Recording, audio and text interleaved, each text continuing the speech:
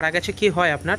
আমার যে মারা গেছে ওইটা আমার মামার মেয়ের ভগিনীপত, আর ভগিনীপতের মেয়ে তোমার ভাগ্নি হয়।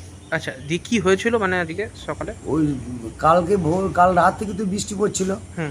এবার মেয়ে তো পড়তে গিয়েছিল, প্রাইভেট থেকে বাড়ি আসলো, ভাগ্নিটা বাড়ি এসে ভাত টাট খেলো, বাইরে বেরিয়ে দেখছে ধূপ করে মেয়েটা পড়ে গিয়েছে কেন।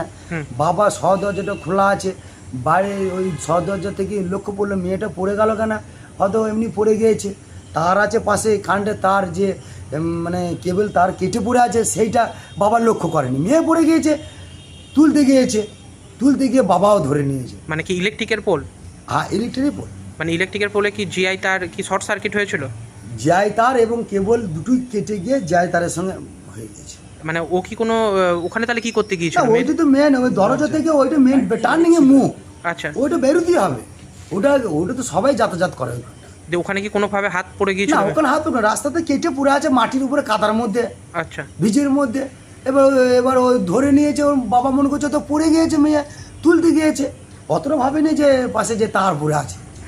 হুম, দিয়ে এই তো এবার কেউ হইচই করা হলো, আমরা 10 জনে গেলাম, আর 10 জনে গিয়ে ছুঁচু থেকে তখন কী করে বাঁশ ভিজে তার কানটা তা সরাতে পারছি না, মাঠে যে ট্রান্সফার ছিল ওখানে মেন নামিয়ে তারপরে তোলার পর হসপিটালে নিয়ে গিয়ে বলছি মারা গেছে। আচ্ছা, বাবা তারপরে মেয়ে দুজনেই মারা গেছে? হ্যাঁ, মা ওই না বাবা এবং মেয়ে, আমার ভগিনীপতি আর ভাগ্নি। কি নাম আপনার? আমার নাম শ্রীমন্ত দাস।